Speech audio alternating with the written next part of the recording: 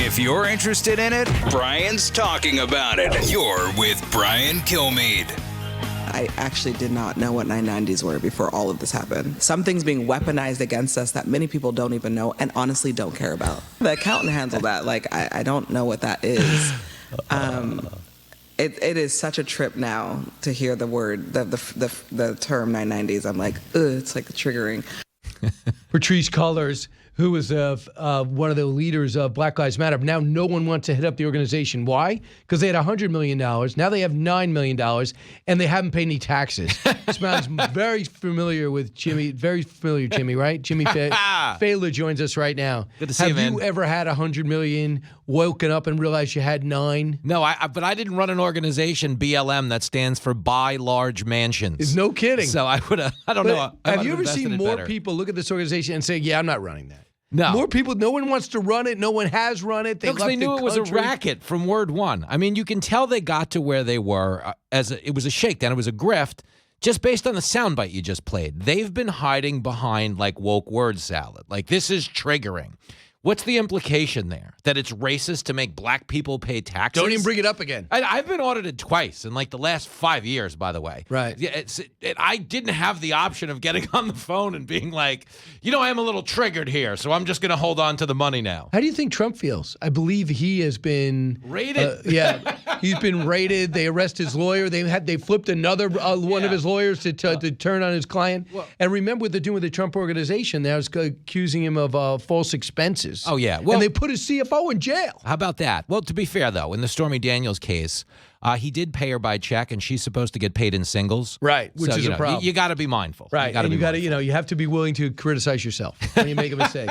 There's no doubt about it. Good to see you, man. So, yeah, it's good to see you. So this is one of those things that's happening now, but it ruined for everything because most people, if they want to, they could help. You look at what's happening in the inner city and see single-parent families. If you think to yourself, man, I'd love to help those kids. Yes. I'd love to help the next generation.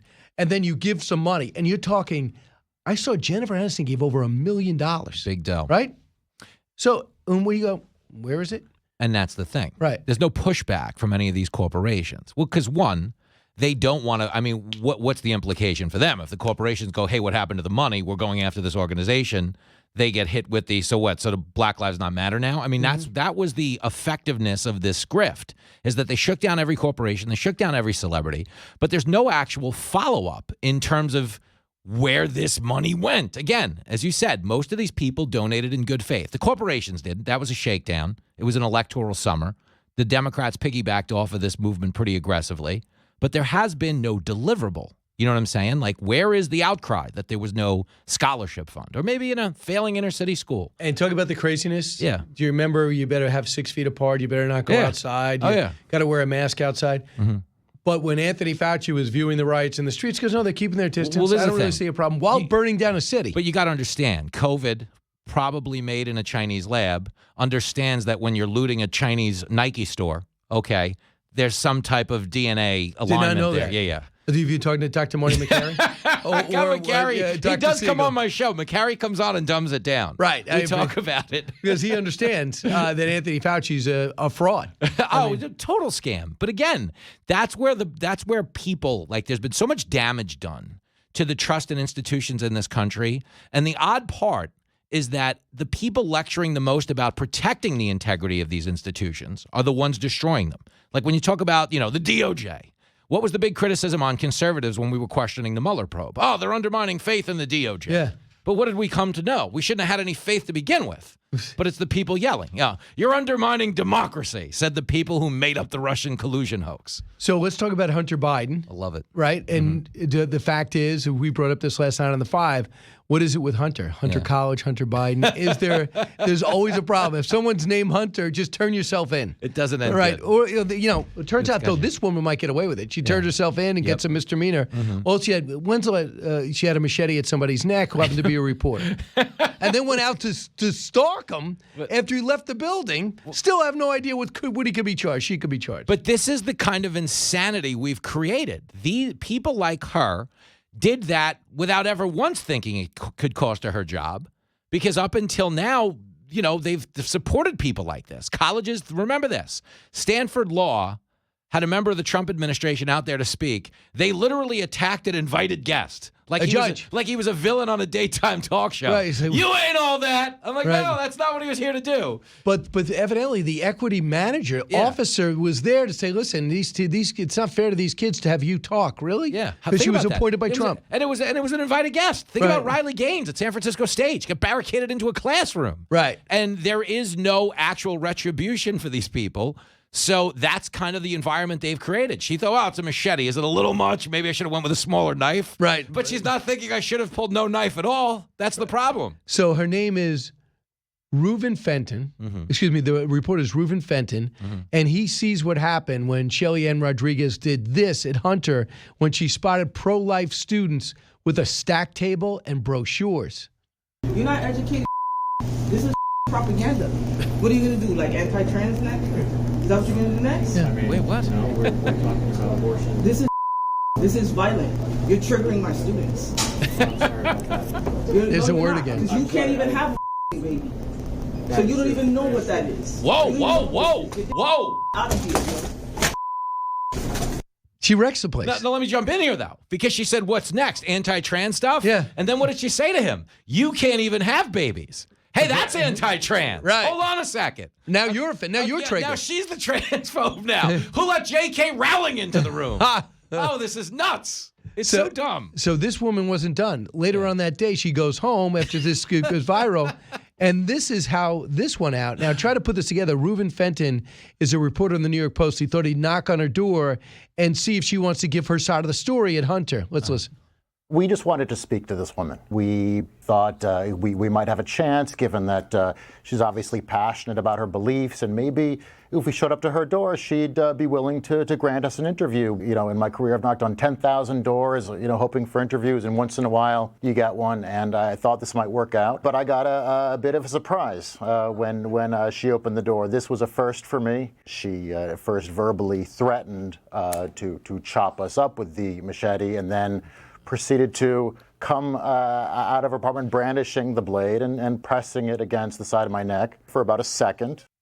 And then she saw that she was being taped. Can you imagine if the guy wasn't rolling on this? Yeah. If he's not rolling on that, she's still employed. And Right. But again, although she gets fired, okay, there's 1,000 of her in academia right now. Who probably hired her? 10,000. Somebody who has that same type of like DEI mentality of we need people that'll come into our campus and tell the kids the whole country's racist and then charge them $800,000 for the privilege of being told so. So, yeah. I'm telling you, I used to make fun of myself for going to community college, but there's nothing smarter you could do with your money than get at least 2 years of transferable credits for next to nothing Right. and not leave hating America. Right, and you don't, because you get in, you get out. These teachers are not trying to win you over on campus. Yep. They know you usually have another job on the side. Yep, you're leaving. Okay, Right. they make sure you get back and forth to Nickel Beer Night safe. Right. And they let you have your education. That's it. Shout out to community college, Nassau community, if you're listening, and I know you are. Well, when I was graduating, they had Farmingdale or Nassau. Yep. Now Farmingdale won 4 years. Yeah, Farmingdale went big. Right, so now they're eligible to get illegal immigrants. But do you Like Stony Brook's got them too. Yeah, Stony Brook's, Albany, and Buffalo. Do you want to laugh? Hofstra, great school. Lot of Fox execs went. My sister went. Okay, I got to speak at Hofstra to their broadcast journalism majors about getting a job in broadcasting. And it was my favorite thing in the world. I said, well, you're going to want to start by walking across the street to the community college where I went. And the administrators were like, oh, Jimmy, would you look at the time? Thanks for coming, pal. But it was funny. They were good people. But they were good, and they Yeah. said you had an unorthodox way on the I other. did. Yeah. You know, and you could say what you want about taking hostages and low-level extortion attempts, but no. Right. I went to community college. Obviously, I was driving a cab. I was doing stand-up.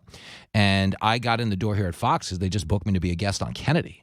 That's how we kind of got this ball rolling. Right. And then I just got good at sneaking onto set. You know, it's live TV. Once you're in the shot, they're not going to pull you out. It looks terrible for the and network. this is terrible advice to kids. By the way. This is some of the this is the worst TED talk ever. That's funny. So listen, I was going to talk about. Let's just do this real quick. There's another whistleblower that's come forward, and I was stunned. I was flipping around last night, waiting for you to come on Hannity, and I saw Anderson Cooper tossed to a reporter. And they talked about the second whistleblower into Hunter Biden case.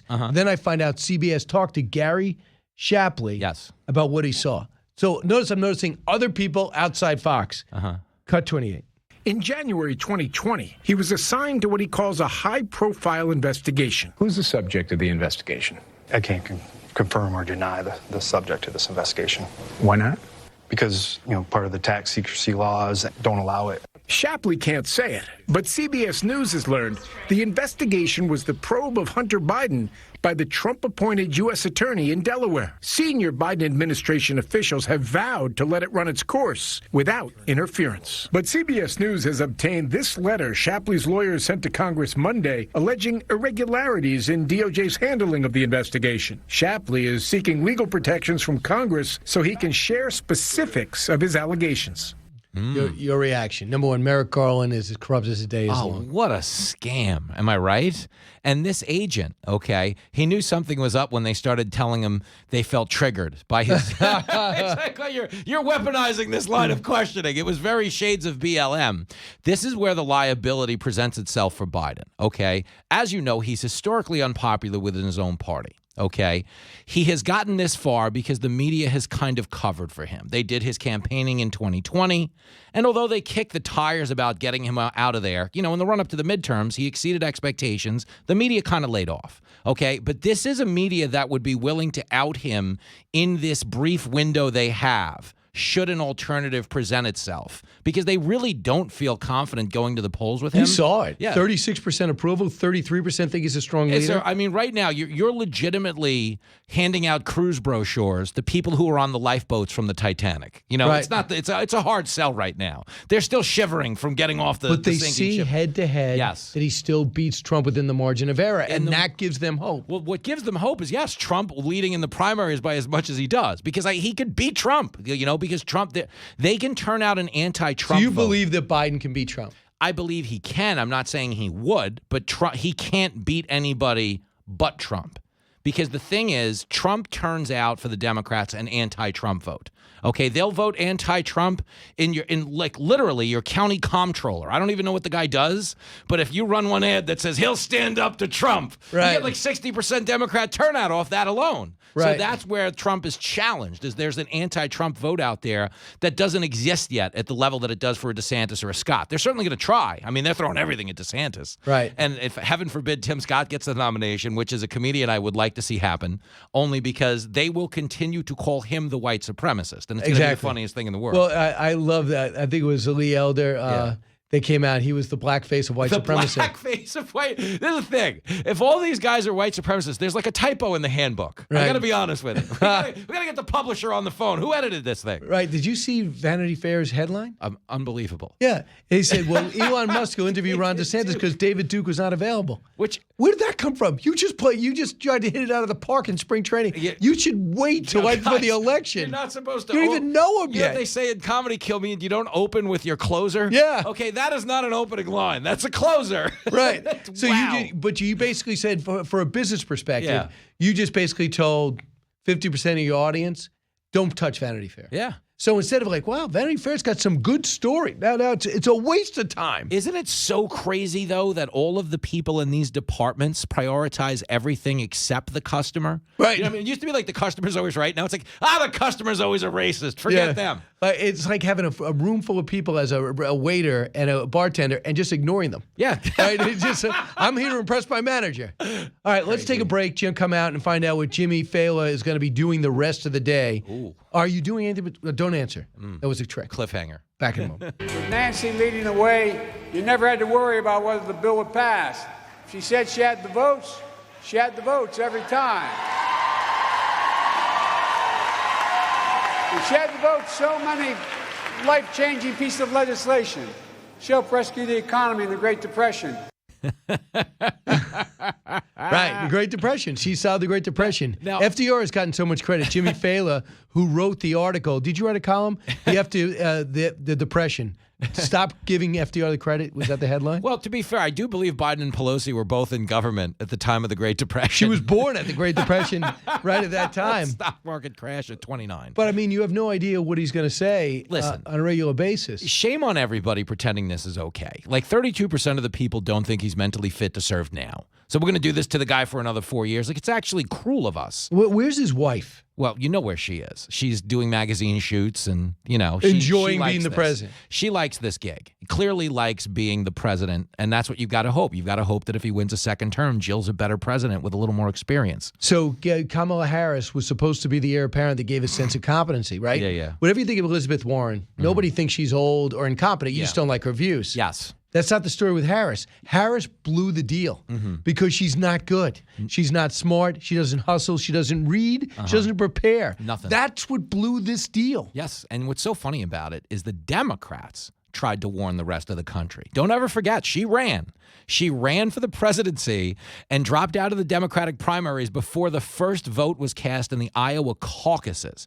Like, that is the political equivalent of passing out at 11 o'clock on New Year's Eve. Right. You don't even make the ball drop. Yeah. You're the one in the bathroom. And we were talking about this in the break, that you didn't love DeSantis' rollout. A lot of people don't. But the one thing who had a great rollout, Kamala Harris. Yeah. Great speech. Even Trump was like, she's going to be good. Give her that. She's going to be good. Attorney General, Senator from California, look out. Tough questioner of Kavanaugh. And then the problem is she didn't study at all on health care, on immigration, just didn't have any answers.